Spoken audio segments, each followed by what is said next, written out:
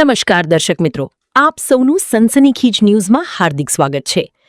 વડોદરા મધ્ય ગુજરાતની સૌથી મોટી સયાજી હોસ્પિટલમાં શહેર, જિલ્લા અને અન્ય રાજ્યમાંથી પણ દર્દીઓ સારવાર માટે આવે છે, જ્યાં એક યા અનેક પ્રકારે દર્દીઓને મુશ્કેલી સહન કરવાનો વારો આવતો જ હોય છે।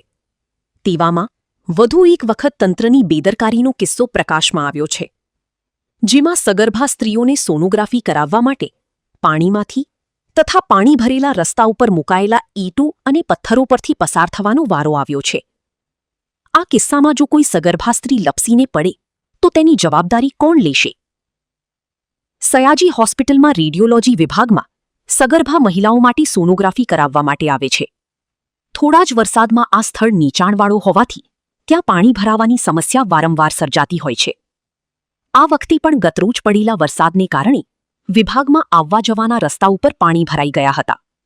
જો કે તેમાંથી મહિલાઓને પસાર ન થવું તે માટે તંત્ર દ્વારા ત્યાં ઈંટો અને પથ્થરો મૂકીને રસ્તો બનાવ્યો હતો, પરંતુ આ ઈંટો પરથી પસાર થતા સમય તથા પાણીમાંથી પસાર થતા સમય જો કોઈ સગર્ભા મહિલાનો પગ લપસે અને મહિલા નીચે રેડિયોલોજીમાં જે પ્રસ્તુતિ મહિલાઓ છે એમને આવવા જવા માટે કેવા બ્લોક મૂકવામાં આવે છે?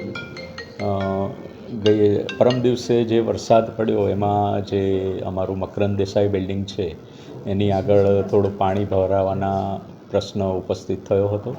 આના લીધે અવર જવરમાં થોડી તકલીફ પડતી હતી, તો અમારા તરફથી હોસ્પિટલ તંત્ર તરફથી તરત પીઆઈયુ વિભાગને જાણ કરી દેવામાં આવી હતી અને પીઆઈયુ વિભાગ દ્વારા પણ આનું તરત નિરાકરણ લાવી ત્યાં આગળ પેવર બ્લોક અને બીજો જે બી સામાન પાથરી અને વ્યવસ્થિત રસ્તો બનાવડાવી તાત્કાલિક ઊભો કરી દેવામાં આવ્યો છે, જેથી સગર્ભા મહિલાઓને તકલીફ ન પડે।